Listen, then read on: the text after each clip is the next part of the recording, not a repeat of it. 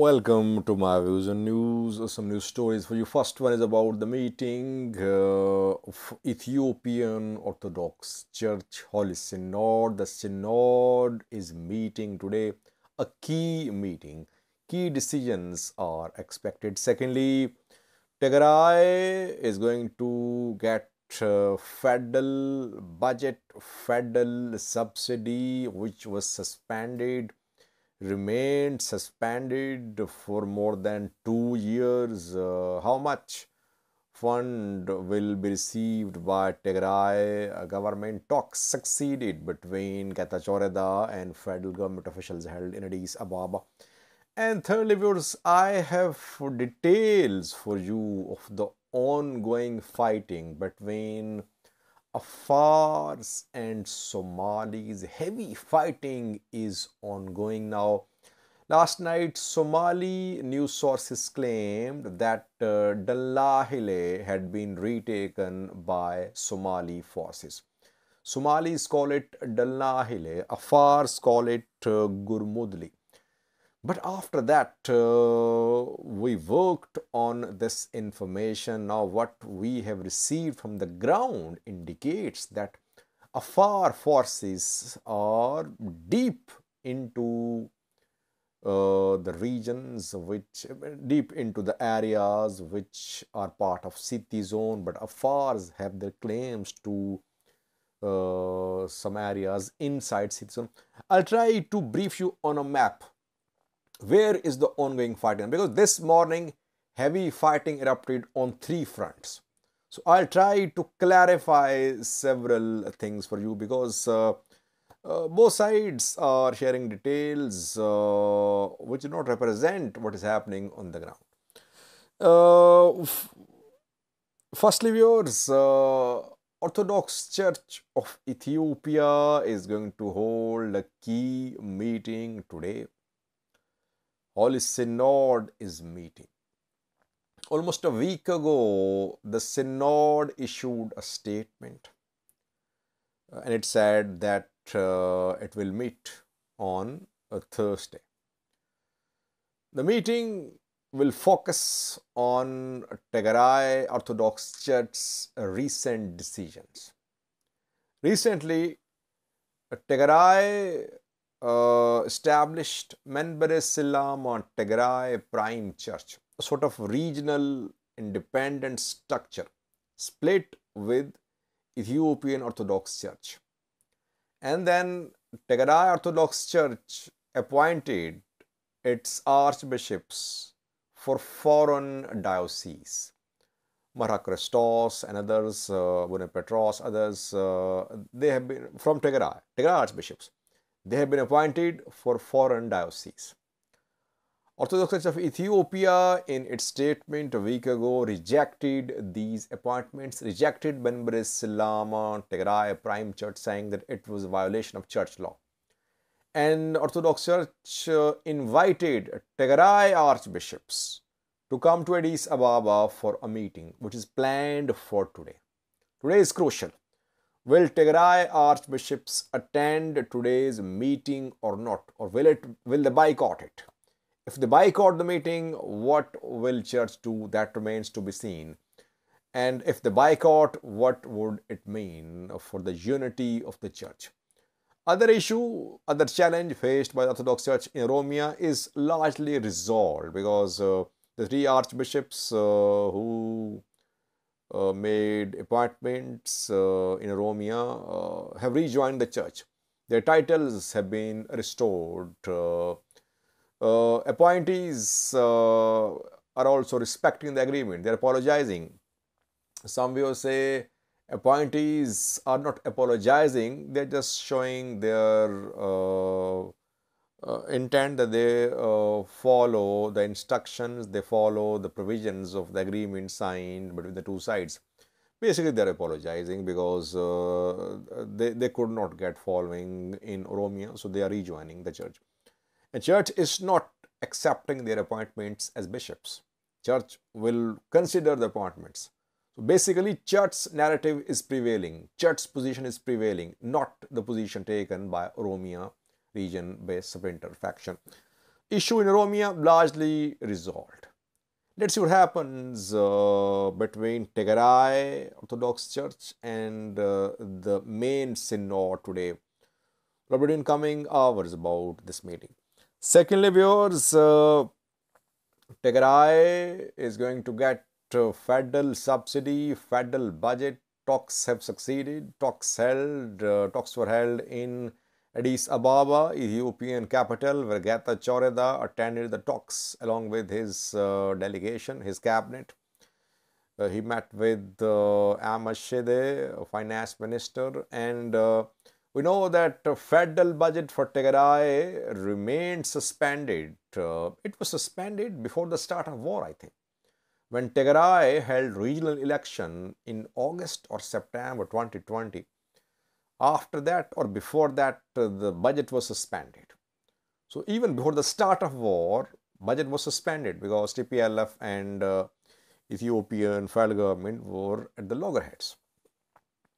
And throughout the war, budget remained suspended. Now, when interim government has been formed in Tigray, Tigray is going to receive its allocated budget from the federation.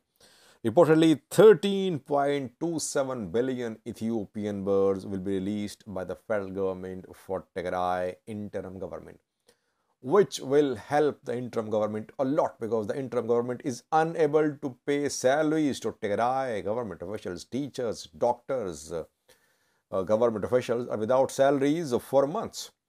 Tigray government is badly in need of funds. Talks have succeeded. And Tigray will receive funds from international community as well because Tigray is in need of billions of birrs and dollars for reconstruction. Infrastructure, institutions have been destroyed in Tigray. A few days ago, Axom University issued a statement saying that everything had been destroyed at the university. Everything looted too, from mattresses, tables, furniture, electrical appliances, building, doors, windows, laboratory equipment, etc. Library, everything looted. So university will have to start from the scratch. That is why Tigray is in need of financial aid. It's due financial subsidy from the federal government is about to be released, and international community will also step in to support Tigray government. A good news for the people of Tigray. Last was Afar Somali clashes, heavy fighting ongoing. Somali regions claim that Danlahile has been retaken by Somali forces, could not be verified. What we are learning from the ground is that Afar forces are deep into Somali region. Fighting is ongoing around 70 to 80 kilometers away from Ethiopia-Djibouti highway on Somali side. I have details for you on a map. Before that, 3 towns have been disputed between the two regional states: Adato, Ondofo, Garbaise. And both sides use different names for these 3 towns. When I use names like Garbaise or Gadamato, it does not mean that I support one or the other side. Somalis call it Garbaise, Afars call it Gadamato. 3 towns are under Afar control. Through an agreement around a decade ago, these 3 towns were given to Afars. Somalis withdrew from the agreement, and Somali Isas live in large numbers in these 3 towns. Towns under Afar control, Somalis displaced. Now Afars have entered Somali region, Siti zone, while Somali militia members and forces are trying to take back some territories, trying to ensure the return of displaced Somalis to Gedemato and Adato and Undofo. Afars have entered. They are repelling Somali offensive, and they are 60 to 70 kilometers deep into Somali region from Ethiopia-Djibouti highway. We have seen protests on Ethiopia-Djibouti highway. I think on Djibouti-Dirdeva road as well. The roads remained blocked. Ethiopian National Defense Force stepped in. It fired at protesters. 3 were killed. Tensions there. Somali Isa tribal elder Ugas has called for these protests. Now, let's have a look at this map to clarify some rumors, some false claims being made. Have a look at this map. Viewers, here you can see Ethiopia-Djibouti road. This yellow colored zigzag line shows the road. And on this road are situated the 3 towns disputed between the 2 regional states. Let me show you these towns. You can see Givana here, and to the north of Givana there is one of these disputed towns. Undofo can be seen here, and to the north of Undofo towards Djibouti is Adato. And to the south of Undofo and to the south of Givana is the 3rd town disputed, and that is called Gadameto. Here you can see Gadameto. Somalis call it Garbaise, Afars call it Gadameto. The fighting ongoing is not in or near these 3 towns. They are under Afar control. Yesterday, Somalis claimed, Somali sources, news sources, that Somali militia, Somali fighters had retaken Gurmudli or Dallahile. Somalis call it Dallahile. Afars call it Gurmudli. Where is Gurmudli? Well, Gurmudli is somewhere here. This is Givana and this is Gurmudli is here. Around 10 kilometers away from this main road, Ethiopia-Djibouti road, is Gurmudli, somewhere here. But what we have learned from the ground is that fighting is nowhere near Ethiopia-Djibouti highway or near Gurmudli or Dalnahile. Rather, this morning we received a detailed report about 3 fronts. Since this morning, fighting has been ongoing around 40 to 50 kilometers away from this road in eastern direction, in city zone, nowhere near Gurmudli or near the 3 towns I mentioned. What we have learned from the ground is that now there are 3 main fronts. First front is to the east of Garbaise or Gadameto, and here around 40 to 50 kilometers away from this town on Ethiopia-Djibouti highway, in eastern direction, fighting is ongoing. Second front is to the east of Gurmudli or Dalnahile. Not Gurmudli or Dalnahile itself, but to the east of this town here, around 40-50 kilometers away. And third front is to the east of Undofo. And again, let me show you Undofo here. Undofo, not in Undofo, but to the east of Undofo, around 40-50 kilometers away.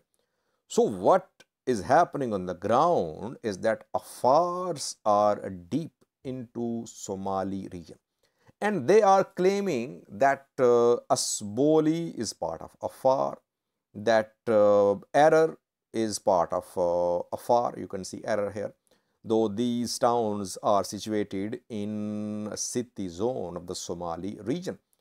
And Afars are trying to take control of Asboli, which is around 60-70 kilometers away from Ethiopia-Djibouti highway. Afars are not in Asboli. They are just around 10 kilometers away from Asboli in western direction. But their destination, their target is Asboli, fighting nowhere near Dallahile or Gurmudli. Rather, fighting is in Somali region, Siti zone. Afars trying to take control of territories in Siti, which they say are not part of Siti. They are part of the Afar region. So this conflict is spreading. Somali regional authorities, on condition of anonymity, accuse federal government that federal government is supporting Afars. Afars are countering Somali offensive because 2 days ago offensive was launched by Somalis to retake Dallahile and Gurmudli, but they could not. Now Afars are not only repelling Somali attack, but they have managed to enter Siti and they are advancing towards Asboli. That is what we have learned from the ground. Thank you for watching.